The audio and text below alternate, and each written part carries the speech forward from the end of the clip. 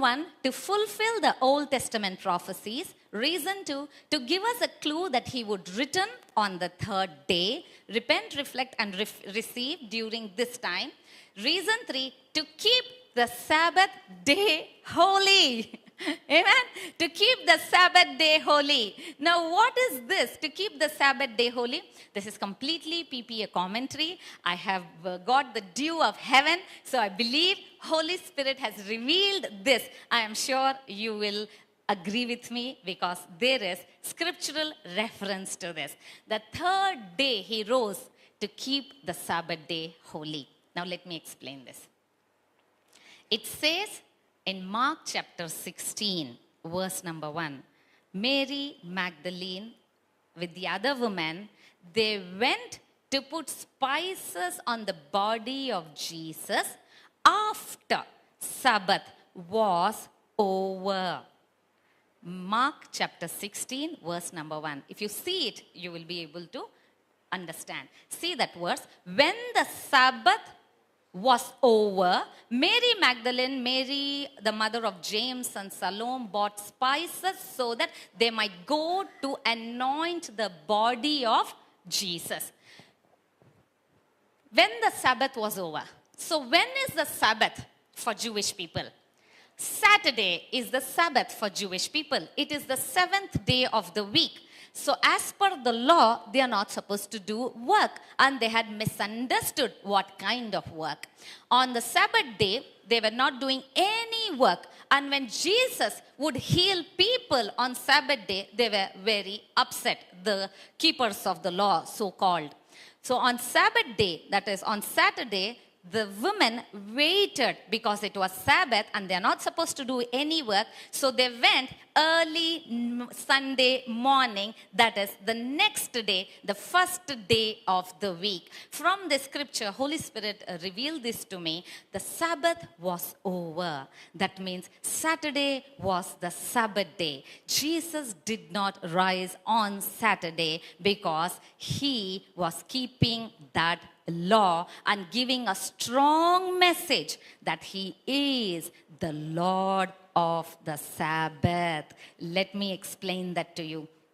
Here we see after the Sabbath they went. Every time during Sabbath, whenever Jesus healed people, the non-synoptic gospel, the book of John, records 3 resurrection miracles. 3 being the number of resurrection.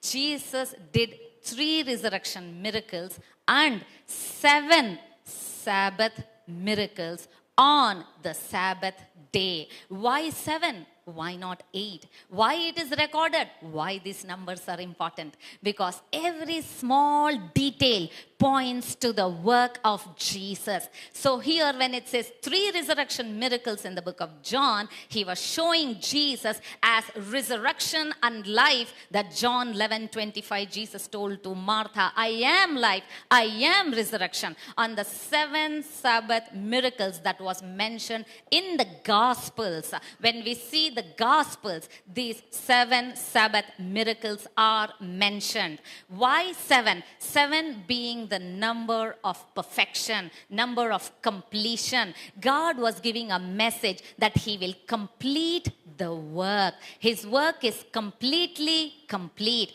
On the Sabbath day, according to the law, you are supposed to rest. The law says, keep the Sabbath day holy. So Jesus healed the people. He healed the person who was lame for 38 years. He healed a man with dropsy. He healed the woman who had hunchback. He casted out demons. So when he was doing miracles on Sabbath day, Pharisees were upset with Jesus. They asked that man, near pool of Bethesda, how come you're rising your bed and walking? Because Jesus had commanded so. He was a lame man. Jesus said, take up your bed and walk. They told, you're doing work. You're not supposed to do the work. They did not see that he was healed. Similarly, on the synagogue day, the meeting day, on the Sabbath day, there was a meeting in the synagogue. This woman, she came, bent over, hunchback for 18 years, 18 being a number of bondage. She comes there to the synagogue. She does nothing. She does not know Jesus as a Messiah. She comes to the synagogue. Jesus, at that time, he is in the synagogue. On the Sabbath day, where is Jesus? In the synagogue as a rabbi. So, what you must do on a Sunday, you must be in New Testament synagogue, in the church. If you are an imitator of God, imitator of Christ, on Sunday, be in the synagogue, be in the church. So Jesus went to synagogue as a rabbi, as a son of God, as a teacher of his word. He went there to keep all the requirements. There, one lady comes. She's hunchback for 18 years. And Jesus heals her. The moment Jesus healed her, the Pharisees were very upset. Told, how can you heal on the Sabbath day? What did Jesus say? The book of Luke, Jesus told this to them. The Lord then answered him and said, hypocrite, does not each one of you on the Sabbath loose his ox or donkey from the stall and lead it away to water it? Look at this. Jesus is so kind always. He's kind to adulterers. He's kind to the thief on the cross on the left-hand side. He's kind to Zacchaeus, the tax collector. He's kind to the woman living in a sin. A sinful woman, the Bible says. So he's always kind to all these people. But for this man, Jesus is telling, hypocrite. My goodness, such strong words he's using. Why? God can stand any sin. What he does not tolerate is self-righteousness. When you are having self-righteousness, when you're believing in your works, I said, that's when it hurts him. He's not angry. He's hurt. You know why? Your works will not attain your salvation. Your works will not help you to get anything in life. You have to rely on his works. So he said, will you not take the donkey to drink the water? So what he did, let's see the next verse.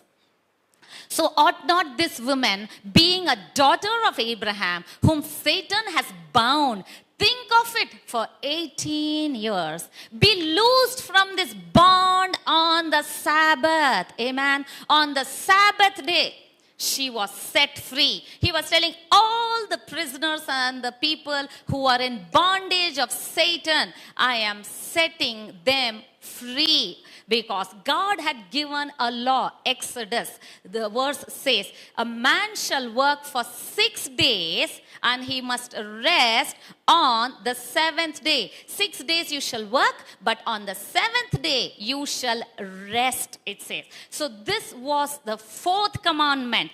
This was the law. So Jesus kept the law. All the laws Jesus kept. So here on the Sabbath day, he healed her. He set that lady free. So why I came to this reason number 3. Third reason for third day. To explain that. And from where I got this? On the Sabbath day, they did not work. And Jesus was doing a very important work on the Sabbath day. What was he doing?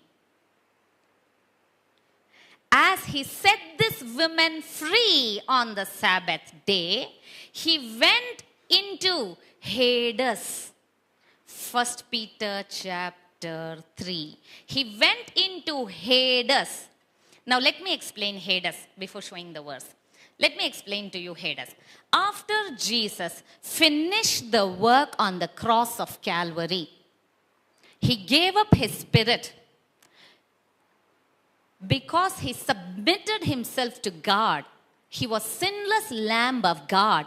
He was raised from the dead. Because he was raised from the dead, Jesus went to Hades. Why did Jesus go to Hades? Now, what is Hades? Hades is a place where dead people would go before the redemption work. In the book of Luke, when we see the story of rich man and the poor beggar Lazarus, we understand from that parable, Jesus speaks about this, telling Lazarus and the poor Lazarus and the rich man were in Hades. So the beggar Lazarus was in Abraham's bosom. So Hades had a place where in between there was a division by a great gulf, but yet people from the other side, hell, which we call it as, the people were place of torment. From the place of torment, they are able to see Abraham's bosom because this Lazarus, the beggar, cries out. This is the story of a parable that Jesus spoke. If you do not know, you can go home and read that story where it says that this beggar cries, this rich man cries from the torment place, talking to Lazarus, could you please send someone? Lazarus, can you go and tell my brothers not to come? So from that story, what we understand, in the place of Hades, we have Abraham's bosom, that is paradise, and place of torment. After Jesus rose from the dead, my understanding, he went to a place of Hades, to paradise, because he told the thief on his left hand side, today you will be with me in paradise. That means that day after he gave up his spirit, God rose him from the dead, and the spirit went to Hades, where is the paradise. He went to paradise, and what he did, let me give you a scriptural reference. Show them 2 Peter chapter 3. Verse 18 and 19. For Christ also suffered once for sins, that just for the unjust, that he might bring us to God, being put to death in the flesh, out being alive by the Spirit, by whom also he went and preached to the spirits in prison. So what was Jesus doing on the Sabbath day? He preached to the spirits in prison. Let scripture interpret scripture. So Jesus went to the place called Hades. There he preached to the spirits. So on the Sabbath day, he was doing very important work. He was setting people free. Amen. So he went there to preach the spirits. So on the Sabbath day, he did not rise from the dead. So he rose from the dead after Sabbath was over. Now let me give the insight of the Sabbath day. Those of you who don't know Sabbath day, the Sabbath rest is a very, very important act of faith for Christian, for a believer, for a child of God. Sabbath rest itself is a huge topic. I would need 7 Sundays to explain Sabbath rest. For those of you who can understand little bit, let me explain today so that you understand. Sabbath rest, God made a law, told you must keep the Sabbath rest. That was the reason Jesus did not rise on the dead on the Sabbath day. Why? He wanted you and I to rest in God. What is Sabbath rest? When God created Adam, you remember, it says 6 days he created all of the creation, and by end of the 6th day, the Bible says God created Adam. After creating Adam, he said, go name, everything is yours. That means Adam was created by end of the 6th day. It means immediately Adam entered the 7th day. He was able to eat the fruit which he did not sow. He was able to drink the water which he did not work. Are you able to relate? Are you able to relate? He was able to live in a place which he did not build. It was a finished work of the Lord. So he was created to enjoy the rest of God. And God said, keep the Sabbath holy. Don't violate it. I told you one thing he does not like is self-righteousness. Keeping the Sabbath holy is nothing but depending on his work, depending on his righteousness. Every Easter, let it remind you, God wants you to keep your Sabbath holy. What do I mean? All the disciples would have been disturbed. They were afraid. They were in unbelief. They were disappointed. They thought he is their Messiah. Peter told, you're Christ, the Son of God. They thought he will defeat and overthrow the Roman government. They thought he is going to be next king. But then, all of a sudden, he is dead. He's gone. On the Sabbath day, they are weeping, they are crying, they are depressed. There's a grave situation on the Sabbath day. But God had told, keep the Sabbath day holy. Don't be depressed. Don't be in unbelief. Don't be in torment. Don't be in a kind of depression. Have rest in your mind. Whenever you are standing in a grave situation, like the disciples, the loved one, Jesus, for them who was everything, had gone. They had risked their business. They had left their fishery. They had left their family. They had left everything and followed him. Now it looks like everything has come to an end. It looks like what they planned has come to an end. The business, the career, the job that you believed in, you have lost it. The person whom you hoped, your spouse whom you loved, has betrayed. A grave situation. You're depressed. You've lost your loved ones. Someone was killed. Someone died. Someone someone left you. When you are in that situation, a grave situation, we are in fallen world. We all go through these situations: failure, discouragement, defeat, discontentment, despair. When you are in that situation, God is saying, do not allow your Sabbath rest to move. Keep your Sabbath rest holy.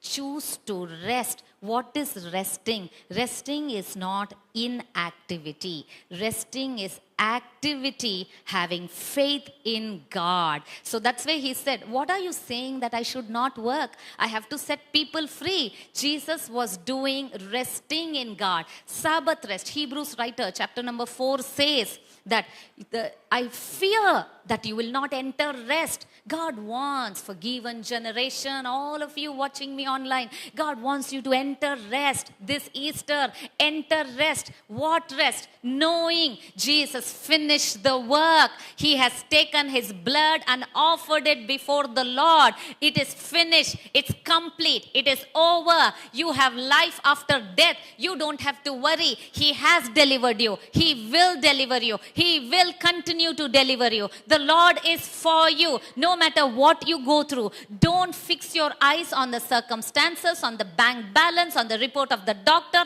on what is happening around in the world. May your eyes be fixed on the word and say, I will not disturb my Sabbath rest. I choose to rest in my God, because when I am resting, God is working. That's where the Bible says, amen. The Bible says you have to rest. Why he wants you to rest? I took long back one message. I am his sleeping partner in the business. We have sleeping partners, right? Sleeping partner. He is my working partner. You are his resting partner. That does not nullify hard work. We do hard work. We love our God. We do diligent work. We are co-workers in Christ. We do hard work. But our hard work is not where we put our trust. We put our trust in our God. We are resting partner. You have to rest and keep the Sabbath day holy. He was giving a strong message. Sabbath was over. That means during Sabbath, he gave time. He gave time to the disciples to rest in him. This is the first day, second day over. God has given time to the world. to rest in Him. When they don't rest in Him, they will have to work their salvation, and it will lead them to condemnation. It will not help. They cannot work their salvation. They cannot work for their prosperity. You cannot work for your healing. Like that woman, she did nothing. She came before Jesus. She came and she received it by His grace. She received it because it was completely work of rest. Today, whatever is the report that you have, know when you rest, on the Sabbath day, He was preaching. He was setting people free. He did 7 miracles on Sabbath day. When you are resting about your marriage, when you're resting about your career, when you're resting about your children, God is at work. Amen. What is the meaning of resting? You are trusting. You're saying, God, it's not my work. It's not me. It's your work. I trust in you. Through Christ, I can do it. Because I'm a son of God, Father works through me. Spirit works through me. It's not me. I choose to rest. Keep the Sabbath day holy. To keep the Sabbath day holy, Jesus gave a clear message to finish the Sabbath day, to give you and me a clue that on the Sabbath day, the Lord was working and setting the captives free. Every time when you are having a problem, you take time to worship, take time to rest, take time to praise, take time to study His word, take time to focus on the Son, take time to keep the Sabbath day holy. The Lord is at work. He is the righteous right hand of God. Amen. The righteous right hand of God is at work. If your hand is working, the efficiency and productivity is very less. But when His righteous right hand is working, it is more than 100% productivity. The Bible says 120%. Why? 5-fold restoration, 7-fold restoration, complete restoration. 3 reasons for the third day. Dear people, continue to rest, because your third day is coming. Amen. Nothing can keep you down. You are resurrected. Your financial problems cannot keep you down. Your sickness cannot keep you down, because the same power that rose Jesus from dead lives inside of you. So nothing can keep you down. Your third day is coming. Your third day is the day where you see everything that you have waited for, that you were resting for. You have entered to the promised land and you have received your third day miracle. Thank you, Jesus. Give God the glory. Thank Him. Thank Him. Thank Him for the work that He did, people. Thank Him for the work that He did. What a great work He did, right? He obeyed the Lord even to the point of death, it says. He obeyed the Lord and He was willing to go to Hades. What an obedience. He was willing to go to Hades. So He was in Hades, right, on the Sabbath day. What an obedience. What an obedience. No wonder the Bible says He is the first fruits of the brethren. If He is the first fruits of the brethren, what is firstborn blessing for given generation? What you receive when it is firstborn blessing. If He is first fruits of the brethren, what is the meaning? What He has? He has dew of heaven. Can I hear? He has dew of heaven. If He has dew of heaven, Jesus has dew of heaven, right? The divine revelation. Because He is the first fruits. On the third day, He rose as a first fruit. So if He is the first fruit, He has firstborn blessing, because now He is sinless. He is the firstborn having the dew of heaven. That means, as per the blessing of Genesis 27, the dew of heaven is given to the elder brother. That means his brothers will have to bow to Him. Today, Jesus is our elder brother. The church of God, you and I are His younger brothers. Today, no wonder Philippians 2 says that Jesus, He obeyed God to the point of death.